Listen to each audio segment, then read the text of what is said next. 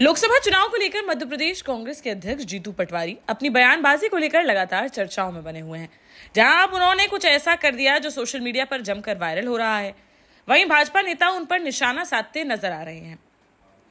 दरअसल एमपी के प्रदेश कांग्रेस अध्यक्ष जीतू पटवारी व नेता प्रतिपक्ष उमंग सिंगार एक गाड़ी में सवार होकर कहीं जा रहे थे। तभी अचानक से जीतू पटवारी ने अपना मोबाइल निकाला और कैमरा खोलकर खुद को पत्रकार की भूमिका में बताते हुए उन्होंने उमंग सिंगार का इंटरव्यू लेना शुरू कर दिया, जिसमें उन्होंने कांग्रेस में गुटबाजी, कांग्रेस नेताओं के दल बदलकर बीजेपी में जाने और एमपी में बीजेपी के 29 पार के दावे को लेकर कई सवाल किए।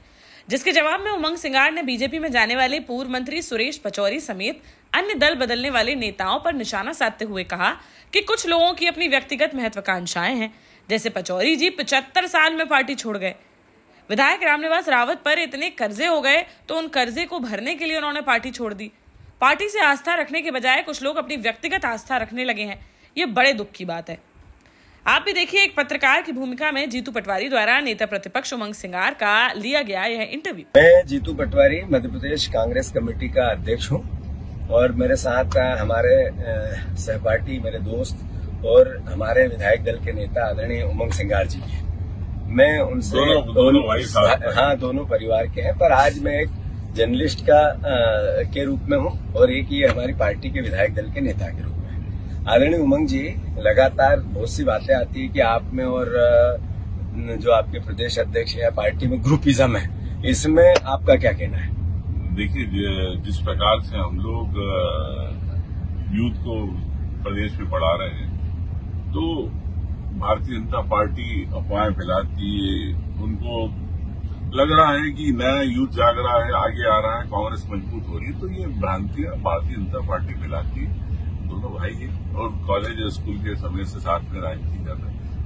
इन बातों में विश्वास नहीं करता। अच्छा, आप जब से सीएलपी बने हैं और नए प्रदेश अध्यक्ष आए हैं, एक सवाल जनता के मन में, मीडिया के मन में है कि कई लोगों ने पार्टी छोड़ दी। इसको लेकर आपके क्या विचार है?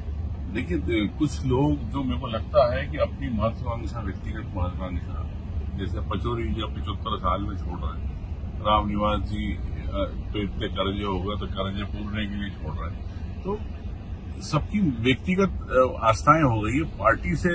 जिनको आजकल लोग सब अपनी आस्था रखने के बजाय व्यक्तिगत आस्था रखने लगे, तो ये बड़ा दुख की बात है।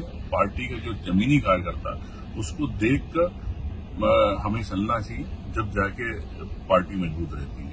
तो आपका इससे पार्टी का नुकसान, जब ये लोग जा रहे हैं तो पार्टी का तो नेचुरल नुकसान तो हो रहा है। इसमें क्या कहना? मेरा तो कहना है कि हर विधानसभा में कांग्रेस मजबूत है, हजारों लोग हैं, कई बड़े नेता हैं जो बनना चाहते हैं।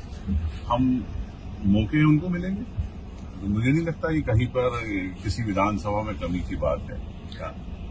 अगर बीजेपी का भी एक सवाल बिल्कुल बार बार होता है, आपकी बार 29 पार, तो ये क्या मैसेज है? क्या भारतीय जनता पार्टी पहले 28 हमारे पास, अब की बार 29 पार की बात करते हैं, तो आपका इस पे क्या कहना है? 29 पार तो ये सपना दिखा रहे हैं, जैसे देश में 400 पार का सपना दिखा रहे हैं। जब 40 पार्टी की बैसाखियों में चल रही है भारतीय जनता पार्टी, तो कैसे होगा?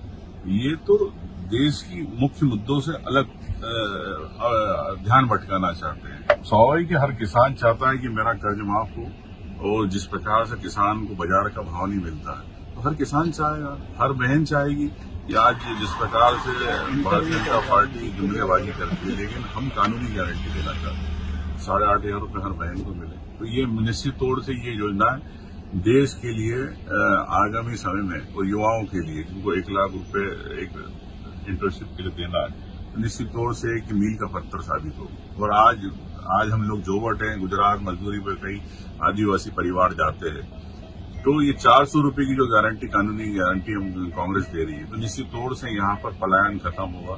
ये एक इस लोकसभा के लिए एक महत्वपूर्ण चीज है, चाहे धार लोकसभा हो, चाहे खरगोन लोकसभा हो।